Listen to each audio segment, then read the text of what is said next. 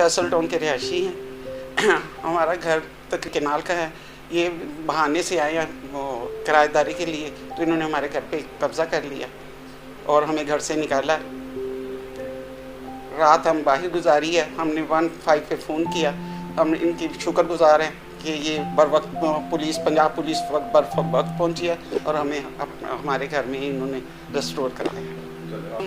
इमरान खान वज़ीर आला पंजाब, उस्मान बुज़दार साहब, IG पंजाब इनाम गनी साहब, CDO लाहौर गुलाम मोहम्मद डोगर साहब और लाहौर पुलिस के शुक्रगुजार है जिन्होंने बर वक्त हमारी मदद की और हमें अपने घर पे रेस्टोर करवाया।